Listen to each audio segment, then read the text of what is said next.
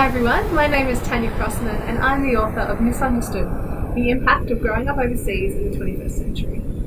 I'm really pleased to be here as part of the Change Schools TCK Summit for September on global citizens and cultivating the mind. First, I thought I'd tell you a little bit about myself. I'm an Australian, I grew up here, but when I was 13 my family moved to the United States for 2 years. Later on, after I finished university, I moved to Asia, to China, and lived there for 11 years. For most of the time I was in Asia, I was involved with different groups of expatriate teenagers. After 10 years of mentoring TCKs, I wrote a book to help explain their perspective and provide tools to support them. I was really intrigued looking over the materials for this summit with the particular line in the description of the topic.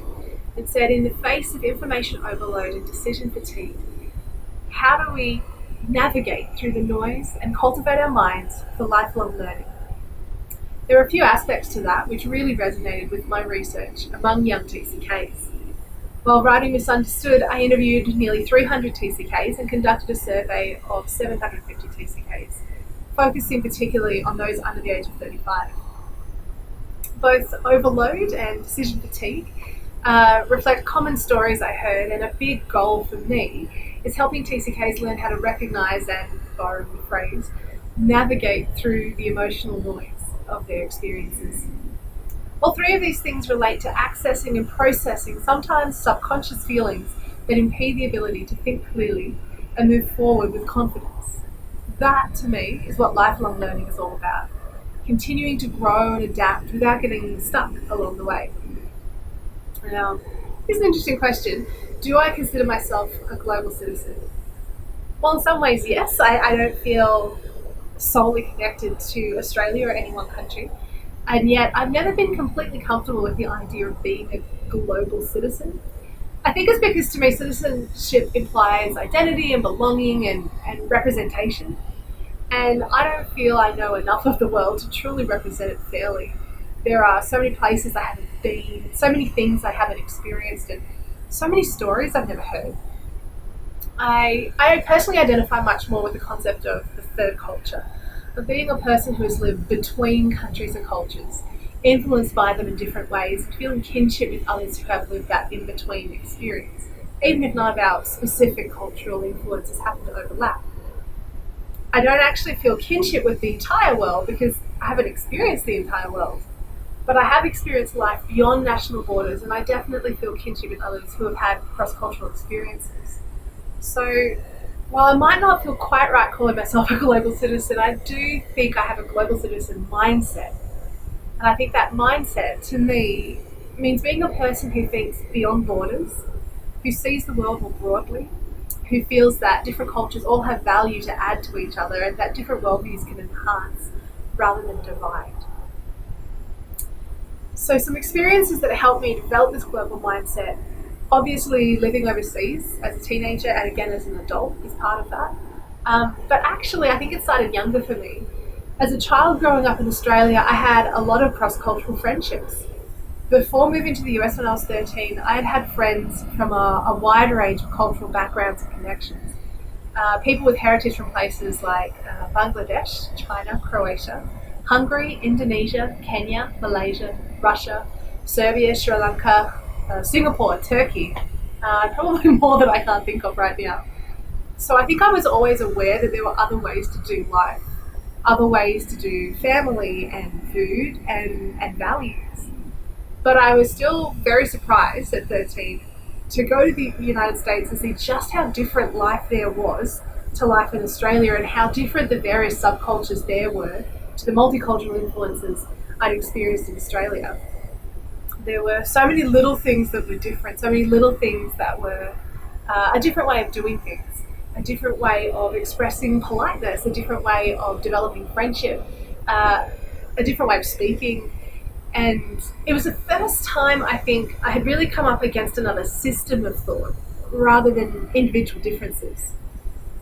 And I think that's an important difference, that there are whole other systems of thought. So it was a difficult experience for me in a lot of ways, but it helped prepare me for what I was going to face later on as an expatriate living in Asia. It's very different to learn about another way of seeing and doing things than it is to actually live steeped in that different way of seeing and doing things.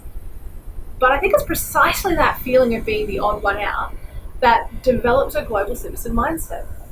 It's how you internalize the belief that a different way is not better or worse, and that each of these different systems can work perfectly well in its own element. It only seems odd or ineffective if you take it out of context.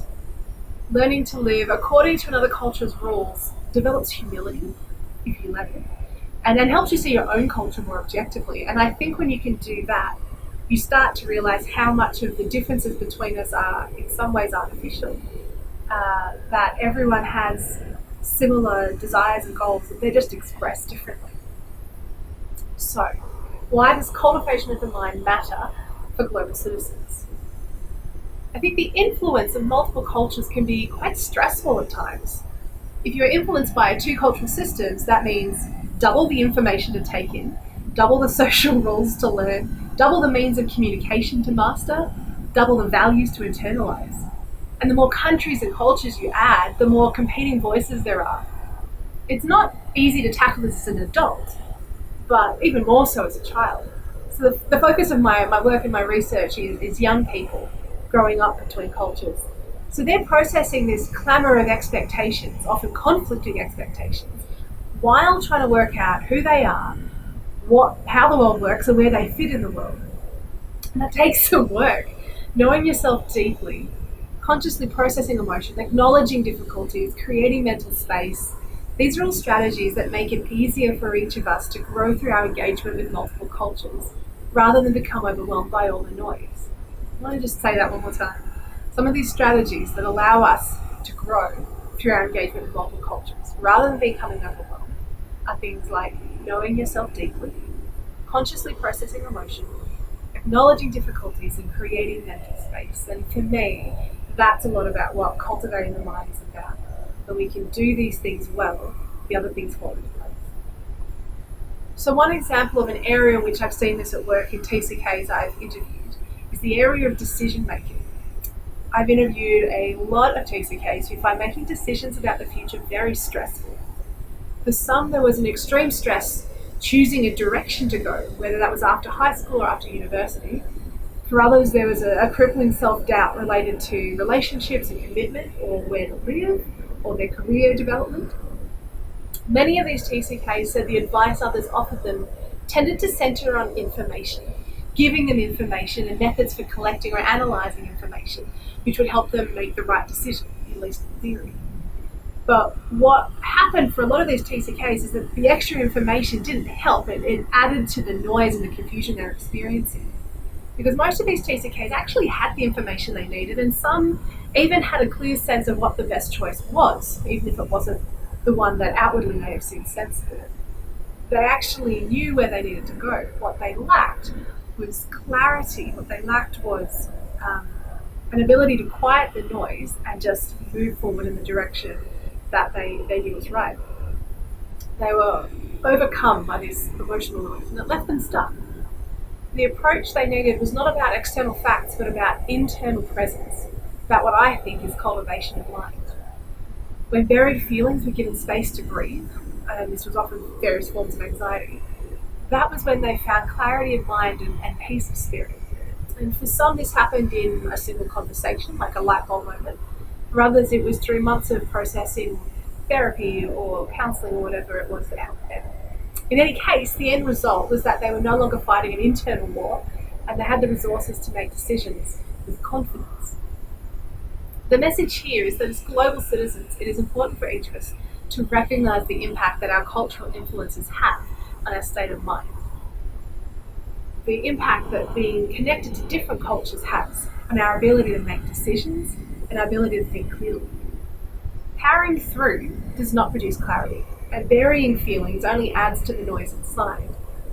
A lot of people find counselling very helpful, and I very much recommend that.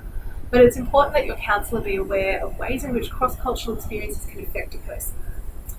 Resources like Lois Bouchon's book on counselling the globally mobile is excellent. So also Sea Change Mentoring is a great resource. It also helps to have a community that gets your experience. It could be a Facebook group of global citizens, a group chat with friends who share a particular location with you, or even the comment section of good expat blogs. The important thing is to go out there and find your people who get how global living has affected you, who can listen to your stories and affirm your journey. I think an important part of being a global citizen and having a global citizen mindset is recognizing that we all need each other. And that's one of the goals I have in writing Misunderstood. I want TCKs and other cross-cultural young people to read it and realize that they are not alone. Other people have gone through similar things and they have felt the same way, have thought the same things, and they found a positive way forward. Thank you so much for listening to a little bit of my story and my experiences of global living. I would love to continue the conversation. You can find me over at misunderstoodbook.com. There's articles about aspects of third culture, recommended reading lists of great articles being posted all around the internet. Plus, you can find out more about my book. So please visit me. That's misunderstoodbook.com, and I would love to hear from you. So thank you for listening.